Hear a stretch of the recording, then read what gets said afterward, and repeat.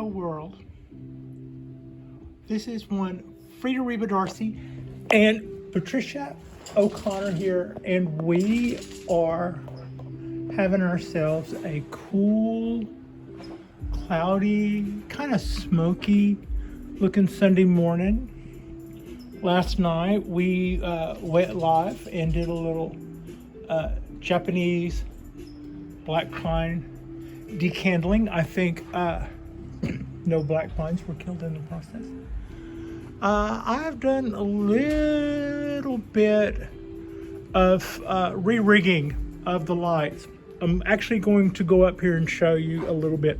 Basically, what I've done here is those lights have a bar where the apparatus is. I'm kind of sort of pointing to it. It's the dark spot in the middle.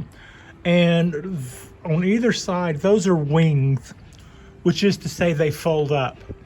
Now, it seems to me, I've always kind of felt like they were made backwards. Maybe there's something about more people would use these in a different configuration, but it would seem to me that if you're going to have something that bat wings open, that it should lock in the open position. Instead, if you hang them from the center, they'll fold up like a book hung from the spine. So that meant that I could only hang them on like a 3-point cable, so that they would be suspended from the ends and hang open and not fold up. So that also meant that I had to give up the space to do that. You know, as my hand goes up here, that was the shape of the rig. It's like 6 or 7 inches tall, and I give that up on the ceiling by having the lights having that much space to waste above them. So what I decided to do was, I took so far 3 of these. I will put up the 4th one later. As you can see, this is a piece of angle iron. Now, there is a stop on these lights. I don't know if it shows up, but there is a stop right there. And had I put a C-clamp on here and picked up that stop, which is attached to the main part of the body, I could have kind of clamped them open that way. But by running this piece of angled aluminum, 1/2-inch aluminum, across the bottom, that will not allow it to fold up, since I have firmly zip tied it to the base. Now that allowed me to lose that big complicated rig. So this light has 2 of those, and it had a slight amount of sag in it after I installed one. But when I installed the second one, it flattened them right out. That one, I think I can still show you. There's a little bit of bow in it that'll go away. I'm less anxious to hang over that and try to do that. Should probably move that table out of the way and get in there and do that. But anyway, that's kind of, I've got most of that area cleaned up now. Part of what I was using as the total rig before is now a safety. So it's just kind of looped over and clipped on, and you can kind of see part of it is hanging down there. Should something ever happen to what it's hanging by now, they would drop down a few inches and then be caught by the safety. So yeah, they probably also fold up like a book too. Anyway, that's kind of how that works. Now, what I then that was just kind of half of it though. I then took zip ties that are 175-pound torque a piece zip ties and ran them through the body right there and right there, and basically zip tied them up. Just zip. I've left a little bit of space in them right now because I want to make sure that they're in a final position before I take the last little snuggy couple of clips of the zip tie, and to that end I've left the tails a little long before I clipped them. That helps me to pull them tight whenever I want to get that last little bit out of them. Now here's what that does for me. Taking the lights farther up means that they're up as high as they can go. Good, they're out of my way. If any of the trees look like they are not getting enough light, I can elevate the trees, individual trees, as needed, but we were having just the opposite problem. We were seeing burn on some of our trees. So this will help that. Now, had these been normal incandescent type trees, lights, that would also increase our spread, because you tend to see light banks out like that, and as you raise your light up, you would see the spread go wider, but it would also diminish a little bit as it widens. It's the same amount of light, it's just getting spread out over a broader area. But I've done another little thing here. They are slightly tighter on this end than they are on that end. Or to put it another way, they hang down about an inch farther on the inside than they do on the outside. That puts both lights at a little like that, so that we're encompassing a broader area. They tell me that LEDs shine more straight down than typical incandescent type lights. I think that's because the individual diodes, which is what's making the light, are just real pointy, and so they're kind of like individual pin lights, and so with that you might get slightly less spread, but light's still going to spread. It's just what it does in that aspect, I think. So I've kind of encouraged that spread, like I said, by dropping them down on the inside a little bit both ways.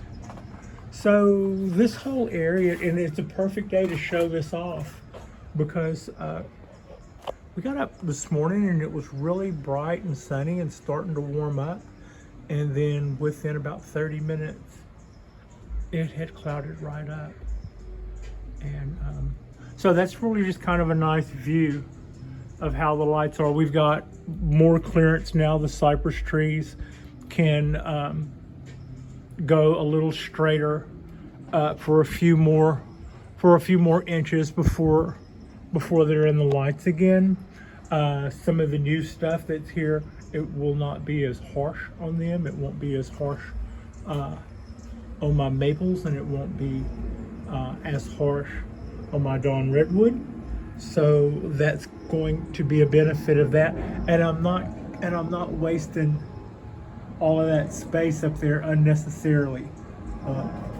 I can control height in other ways, but in this case I wanted to bring those guys all the way up, and the cable rig that I was kind of locked into was just costing me too much space. Here's a quick look at last night's work. You can see the little glisten of sap coming out from our little cut points, and this is our little literati after last night's decandling. Missed one. And this is our little 2-year from seed after decandling. All of our trees did survived pretty well. As I mentioned, I got this tree from Jonas at Bonsai Tonight, as I got that tree from Jonas at Bonsai Tonight, and he is a wonderful wealth of information. I say that again because I had missed during last night while we were live. Jay was with us, and I missed his comment, but he will have, evidently, I believe he will be interviewing Jonas Monday. I think it's Monday. So that's Blue Jay at Blue Jay Bonsai will be doing an interview with Jonas with Bonsai tonight. He does a lot of really good work with Japanese black pines. He travels around and does demos. I have commented on his teaching style. I really find his teaching style to be very relaxed. He's sort of just a really good, I like his teaching style, I guess is what I'm trying to say. Anyway, this is just a little quick look. Let's just have a little bark corn here. I love the way this ponderosa, you can see that it just spiraled in the bark, is all running in like this barber pole kind of spiral. And then it does all this little crackly stuff up here. In any place where there's ever been sap coming out of it, it's a very butterscotch color. Quick look at that. I haven't watered yet today. It's been blazing hot the last couple of days, so everybody probably got a good water fairly late in the day yesterday. The oak says it wants some water. But then once the temperatures broke, I think we're okay. I can kind of still see where this is just now time to water. The oak still has some water from where I watered late yesterday. Every time we get a heat spell, more of the wisteria just burns. It does not like our little quick heat temps. I can verify that there are finally a few little buds on the oak. So as of now, I think it's still alive and doing well. Another little quick, I'm going to back up and take in a little look at our, we just weeded that. It wasn't even, last week was it? We weeded that? It could have been longer ago than that. But anyway, that's our Kodaheim maple forest. That's 18 trees, I do believe. And then I'm just going to swing over and show you guys Hoss, our ponderosa pine. We're going to feed the whereas I will have backed off the feeding of my black pine starting now, except for this one. The ponderosa will continue to get fed, and so yeah, that's what's got us there. I'm just thinking this is really, really a nice tree. I'm thinking this is probably also a pretty fair location for that tree. Maybe it'll be cool in a little while when my little cinder blocks get all kind of mossy and green looking. So I'm kind of looking forward to that. Anyway, I found when it comes time to hang the lights, there were a lot of lights that before I would have just done exactly what I did here. Oh yeah, I was gonna climb up. Those guys, they're just, if you go to the, I've had those in my junk drawer, just like I had that angle iron. See, I had a project where I had kind of made a prototype for that rig, but I wanted to see if I could build that with reinforced PVC. And so I decided that I couldn't, and I ended up with a pile of supplies underneath the bed. I could have returned it. I mean, this was like last year, but I'm like, you know what? You're gonna use all that stuff on something. Well, here we go. So as you can see, I've got a little bit of gap there on the lamp between that and the rig. I can pull that up tighter if I need to, and I can do the same over there on that end.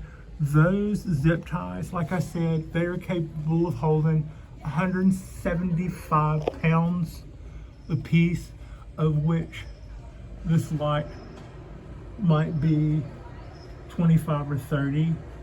So I don't really think Really easy. Just, I did that basically with one hand. There's the other one. You can see I've got a little bit more space on it, a little bit more space on both ends. I'm not 100% sure on my placement yet, and also I may be in the midst of rerouting some cables to see if I can neaten up that rat's nest. Since I've gotten a lot of this other stuff out of the way, if I can neaten up that cable that's over there and that little coil of cable, if I could neaten all of that up, I might end up running it through these zip ties. So I've left a little space for them, but that is also why I've left these tails. It's a lot easier to pull these guys tight when you've got something to grab hold of. When they are in their final position, I'll go up in there with my side cutters and clip them off flush up there. But this is also kind of showing you what I mean. This tab would have been a stop to keep it from going too far up. It seems to me if the light would have been the other way, they would have opened up and then hung open like this. That would have made more sense. One idea I had, and this would have required a trip to the hardware store, would have been to take a 4-inch clamp or something and just clamp here to here on the side of the body. One, that would probably put a ding in the body, and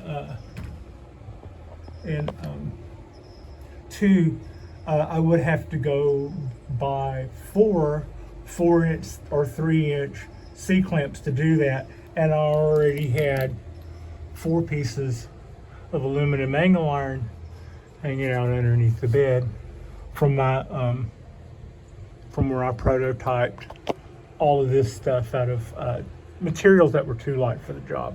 Basically, it's like, would this work? And then I went, nope, it won't. And I'm like, well, we're going to keep our stuff for other stuff.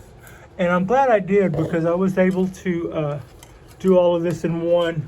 And then you can see this steel cable. This was a part of our old rig and a part of our 3-piece harness. And now it's just draped over, but it's all clipped off with heavy little carabiners. So in case anything ever happens to any of that, it will drop down as far as this, and nothing is going to happen to our rig that's secure. So I do need a few more zip ties. Other than that, I will get those tomorrow. While I'm at the hardware store, I ran out of zip ties. I reused old ones even just to pull this off. Lucky me, I work at a hardware store, so I think I know a place where I can get more. So that's pretty much what I did to, you can see where the 6 inches or so that this was hanging down was what I needed to keep the light out of the tops of the trees. And this does buy me that little bit more space, but that also seems to be the magic number when it comes to a good distance. Get your finger out of there. Seems to be the magic number when it seems to be a good distance from everything. And if I have an issue with that later, I can from then on raise individual trees if they look like they are lacking light. I don't think anybody will. I think the way these two lights are, they're going to fill this area. They're doing exactly what they're doing. This is that's a good exposure. So yeah, I would shoot all day with that. Anyway, on this really cool looking day, everything's all green, and I haven't even watered yet. I hope you're having yourself an awesome Sunday, and we are having ourselves an awesome Sunday. Our next drop will be our Monday drop, and there's no telling. There is just no telling what we get up to for our Monday drop. I'm thinking about our Saturday, doing Saturday live a few more times and see how that goes for a while. So yeah, that could be a thing.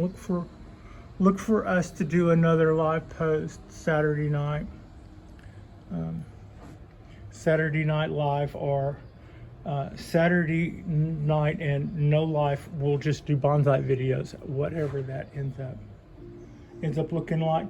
And since I'm on West Coast time, I think it would make a little bit more time, left coast time, for me to maybe do those a little earlier, so we don't keep people up so late. But yeah, if you have not already, like and subscribe. I want to thank you so much for watching, and Frida wants to thank you so much for watching. And I hope you have yourself a awesome Sunday, and just kind of take it cool and easy. And thanks for watching.